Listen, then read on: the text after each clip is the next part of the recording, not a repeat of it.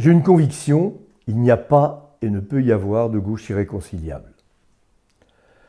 Rechercher et mobiliser ce qui unit est un combat permanent, contre soi-même d'abord et parfois contre ses plus proches amis. J'en ai fait l'expérience ces dernières années.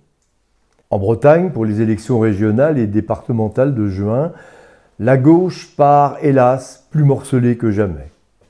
3, voire 4 pôles à géométrie variable, sans parler des aventuriers individuels, affichent tous une même ambition sociale, écologique, régionaliste et démocratique.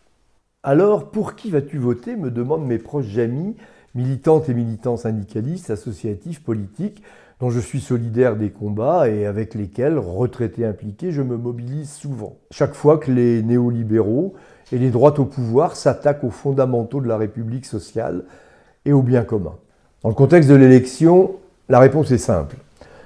Je voterai et j'appelle à voter pour endiguer l'influence des néolibéraux et empêcher la bascule à droite du Conseil régional et de l'Assemblée départementale. Donc, pour assurer l'élection à la tête de ces collectivités, une majorité de gauche, sociale, écologique et humaniste. La Bretagne et l'île-et-Vilaine sont parmi les territoires les plus attractifs. C'est pas un hasard. Mais c'est aussi un défi. Jamais gagné que d'assurer un développement équilibré et égalitaire entre les territoires et dans les territoires. La crise intense que nous vivons dans ses dimensions sanitaires, sociales, écologiques, économiques, culturelles, accentue encore la difficulté. Membre et ancien secrétaire de la section du Parti socialiste à Saint-Malo, j'apporte donc mon soutien à mes camarades et amis socialistes.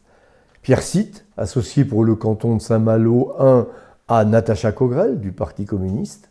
Solène Alou, candidate aux élections régionales sur la liste de Loïc Chenet-Girard. J'ai pu apprécier et j'atteste de l'engagement de ces deux camarades, de leurs convictions et de leurs compétences. Pour autant, je ne place pas au rang des adversaires les candidats et candidates qui, sous d'autres drapeaux, portent aussi sur le territoire des valeurs et un projet social, écologique et démocratique à gauche.